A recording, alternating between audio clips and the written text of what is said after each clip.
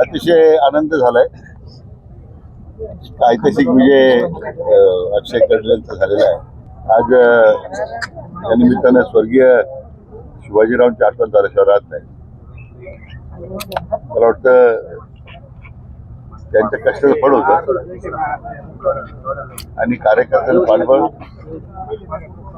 महायुतीमध्ये महायुतीचे नेतृत्व करणारे आमचे नेते माननीय देवेंद्र फडणवीस साहेब यांची दूरदृष्टी आणि त्यांनी योग्य वेळेस योग्य हाताला समन्वय. मला वाटतं हा विजय हा फडणवीस साहेबांच्या कौशल्याचा विजय आहे. मी सगळ्या राहुरीकरांचा या विधानसभेतील मतदार बंधू भगिनींच्या मनापासून आभार व्यक्त करतो. त्याचबरोबर हा विजय सुखरू होण्यामध्ये त्यांचं मोठं सहकार्य मला लाभलं. ते माजी मंत्री दादा तनपुरे यांना सुद्धा मी धन्यवाद देतो.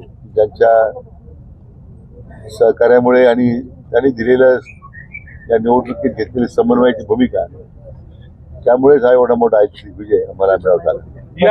या विजयाचे शिल्पकार राधाकृष्ण विखे पाटील आहे. त्यांनी अशी विशेष गुगली टाकली की बारामतीचा जे पवार आहेत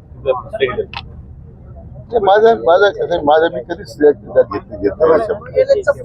हे महायुतीचे आमचे जे नेते आहेत, आपल्या राज्याचे लोकप्रिय मुख्यमंत्री माननीय देवेंद्र फडणवीस साहेब यांनी हा जो एक प्रकारचा या सगळ्या विषयाबद्दलची घेतलेली भूमिका आणि केलेला समन्वय मला वाटतं केवळ आताच नाही तर 1 वर्षापूर्वी 1.5 वर्षापूर्वी राज्याच्या विधानसभेमध्ये महायुतीला जो ऐतिहासिक विजय त्यांनी मिळवून दिला मला वाटतं त्याचा परिणाम आहे की राहुरी पोटनिवडणुकीत सुद्धा आम्हाला ऐतिहासिक विजय मिळवला.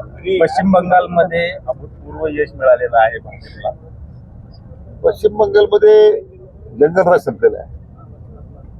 म्हणजे जे लॉलेसनेस होता सगळा जे राज्य कायद्याचं राज्य शिल्लक नव्हतं आणि तेच आपले आदरणीय प्रधानमंत्र्यांनी भूमिका मांडलेली आहे.